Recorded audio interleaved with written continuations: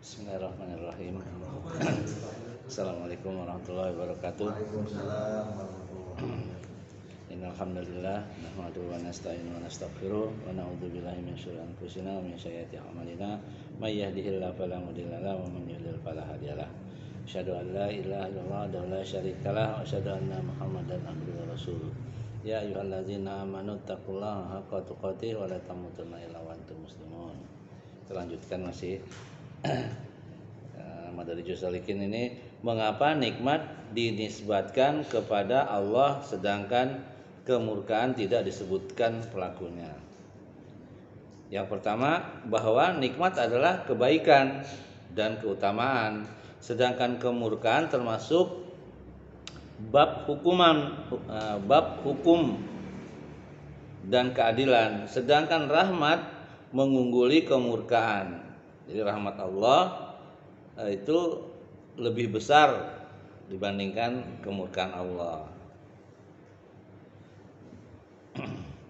Kemudian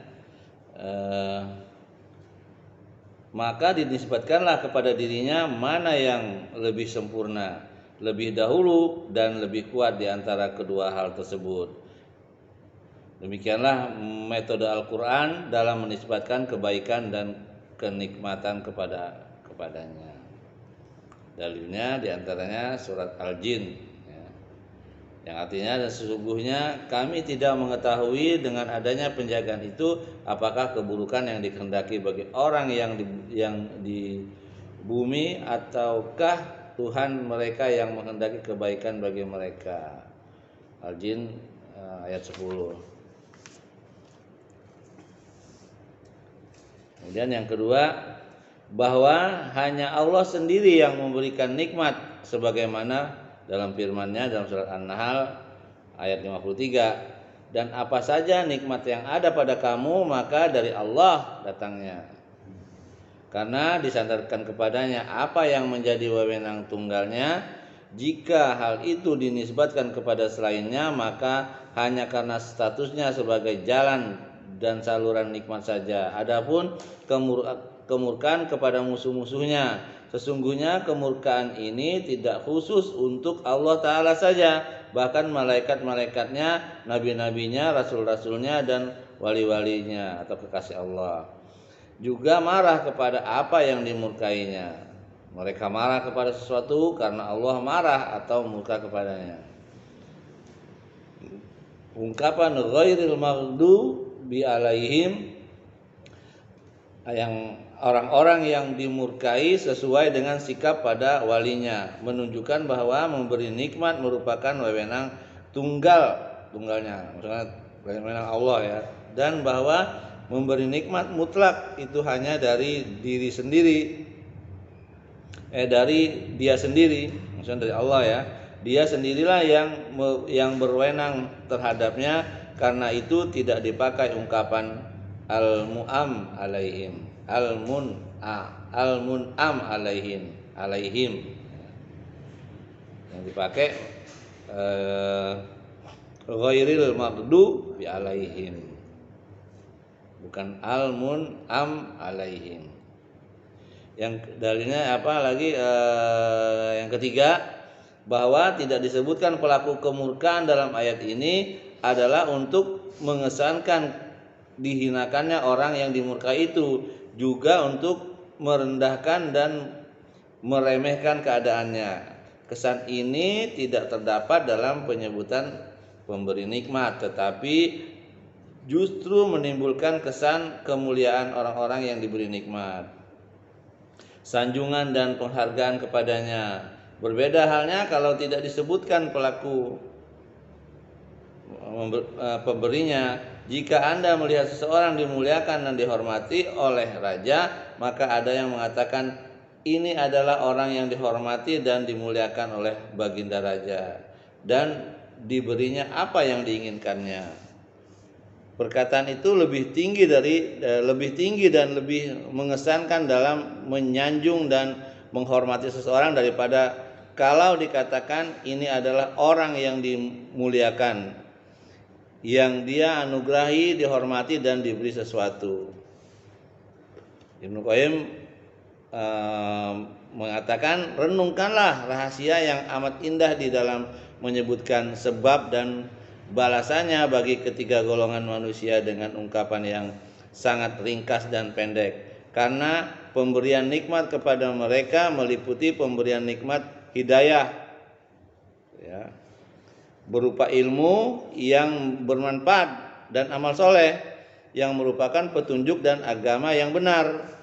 Juga meliputi kesempurnaan pemberian nikmat berupa pahala dan balasan yang sebaik-baiknya, yang juga merupakan nikmat yang sempurna. Sedangkan ungkapan an'amta alaihim, ya, telah engkau beri nikmat atas mereka, mengandung kedua hal tersebut.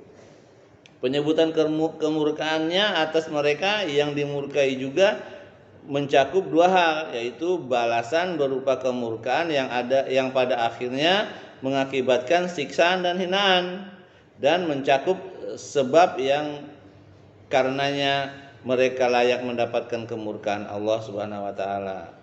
Karena kemurkaan dan kasih sayangnya juga, Dia tidak pernah memurkai tanpa kejahatan dan kesesatan yang mereka lakukan.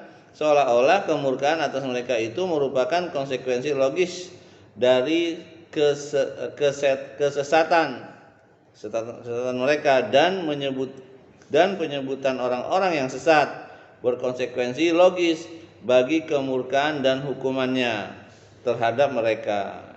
Karena orang yang sesat berhak mendapatkan azab dan murka Allah sebagai konsekuensi logis dari kesesatannya. Kan? Ghairil maghdubi alaihim waladdallin. Ghairil maghdu orang yang dimurkai. Ghairil maghdubi alaihim waladdallin, orang yang zalim itu orang yang sesat.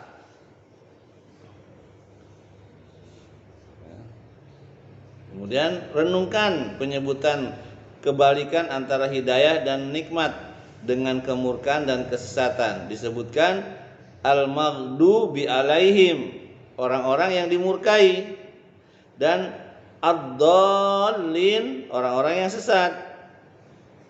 Ya, kalau maghdubi alaihim itu orang dimurkai, ad-dallin, dolal, ya, itu orang yang sesat. Sebagai kebalikan bagi orang-orang yang mendapat petunjuk dan diberi nikmat oleh Allah. Ya kan? Ihdinas siratal mustaqim siratal ladzina an'amta alaihim. Nah, itu orang yang beri hidayah tuh. Ghairil maghdu, bukan orang-orang yang dimurkai. Ya, ghairil maghdubi alaihim waladdallin, dan juga bukan orang-orang yang sesat. Penyebutan kata yang berlawanan ini banyak terdapat di dalam Al-Quran, disebutkan secara beriringan antara kesesatan dan kecelakaan atau kesengsaraan, dan antara petunjuk dan keberuntungan. Yang kedua yakni hubungan antara petunjuk dan keberuntungan, seperti dalam firman Allah dalam surat Al-Baqarah ayat 5. Mereka itulah yang tetap mendapat petunjuk dari Tuhan mereka, dan merekalah orang yang beruntung. Dan firman-Nya dalam surat Al-An'am ayat 28, mereka itulah yang dapat keamanan, dan mereka itu adalah orang-orang yang mendapat petunjuk. Sedangkan yang pertama, hubungan antara kesesatan dan kesengsaraan, adalah seperti dalam firman surat Al-Qamar ayat 47, yang artinya sesungguhnya orang-orang yang berdosa berada dalam kesesatan di dunia dan dalam neraka. Ya, jadi kalau orang yang sesat pasti neraka, ya. Terus Al-Qamar ayat 47, juga dalam surat Al-Baqarah ayat 7 dari ayat 5, ya. Yang artinya Allah telah mengunci hati dan pendengaran mereka, dan penglihatan mereka ditutup, bagi mereka siksaan yang amat berat. Makanya kalau hati udah ditutup, pendengaran udah ditutup, nggak bakalan dapat hidayah, dia itu dapat siksaan yang berat di akhirat kelak. Al-Baqarah ayat 7. Allah Subhanahu wa taala mengumpulkan keempat hal petunjuk dan kebahagiaan. Ya, petunjuk, kebahagiaan, kesesatan, dan kesengsaraan. Ini 4 hal itu dalam firman-Nya dalam surat Toha ayat 23. Yang artinya maka jika datang kepadamu petunjuk dariku, lalu barang siapa yang mengikuti petunjukku, ia tidak akan sesat dan celaka. Jadi hanya petunjuk itu ya Quran dan Nabi, itu petunjuk yang lurus ya, yang benar gitu. Kalau selain itu berarti petunjuknya bukan lurus, bengkok ya. Nah, kalau bengkok sampai ke tujuan tapi mampir dulu dia gitu, kira-kira kayak gitu. Dalam surat Toha ayat 103. Ayat ini adalah mengenai petunjuk dan kebahagiaan. Kemudian dia berfirman lagi dalam surat Toha ayat 124 sampai 126. Dan barang siapa berpaling dari peringatanku, maka sesungguhnya baginya penghidupan yang sempit. Ya, perhatikan nih ya, yang berpaling dia akan mendapatkan kehidupan yang sempit. Dan kami akan menghimpunnya pada hari kiamat dalam keadaan buta hatinya. Padahal dia ngelihat tapi buta. Karena apa? Kenapa buta? Ada Quran lo nggak dilihat, nggak dibaca, nggak dipahamin di dunia ini, maka di akhirat dia akan dibutakan sama Allah. Gitu. Siksaan buat mereka kan, buat orang yang berpaling. Berkatalah ia, ya Tuhanku, mengapa engkau menghimpun aku dalam keadaan buta? Nanya dia kan, manusia yang seperti itu. Padahal aku dahulu adalah orang yang melihat. Tapi nggak dimanfaatin matanya itu buat mempelajari Al-Quran ya, gitu. Kemudian Allah berfirman, demikianlah telah datang kepadamu ayat-ayat kami, maka kamu melupakannya. Dan begitu pula pada hari ini kamu pun dilupakan. Al-Baqarah surat Toha ayat 124 sampai 26. Ayat tersebut adalah mengenai kesesatan dan kesengsaraan. Petunjuk dan kebahagiaan merupakan dua hal yang saling berkait. Demikian pula kesesatan dan kesengsaraan. Ya. Jadi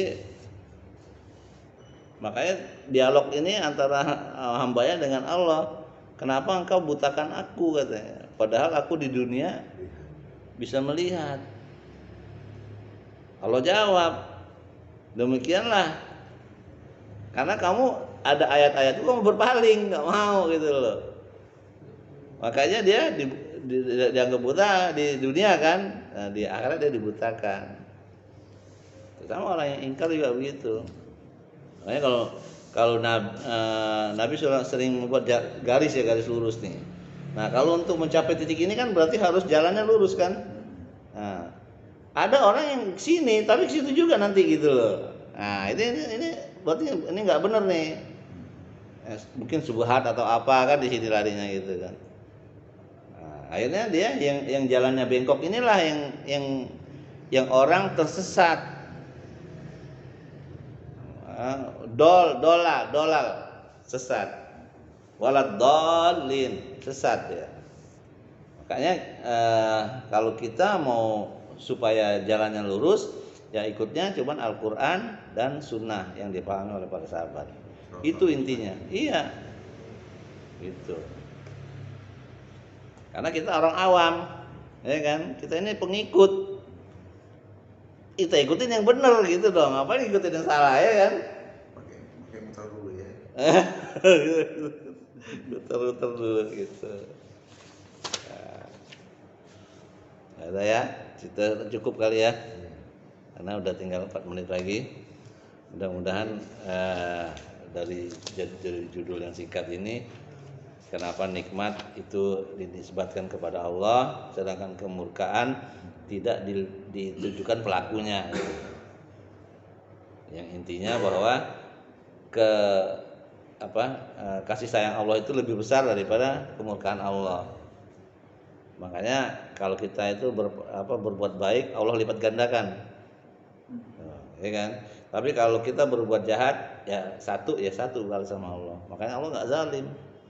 Kita salah satu, dibalas satu. Kita mengamalkan kebaikan, dibalas 10 kali lipat, bahkan sampai 7 kali lipat. Itu aja ya. Mudah-mudahan ini Kita tersiksa nggak mungkin ya. Hah? Rasanya lebih dari satu ya. Kenapa, Pak? Kalau kita tersiksa, ini udah kita lakukan kebaikan ya balasannya besar, kan nggak mungkin bertambah dosa. Nggak mungkin. Kita berdosa kan. Oh iya. Ya makanya kalau kita beramal benar kan, Iya. masalahnya kita beramal belum tentu benar gitu loh. Itu masalahnya di situ. Ya. PR juga ya. Iya, mudah-mudahan ini bermanfaat. Apa yang benar datang dari Allah, apa yang salah dari diri saya sendiri karena kebodohan saya mohon ampun kepada Allah, mohon maaf. Subhanakallah bihamdik, asyhadu an la ilaha illa anta astaghfiruka wa atubu ilaik. Wassalamualaikum warahmatullahi wabarakatuh.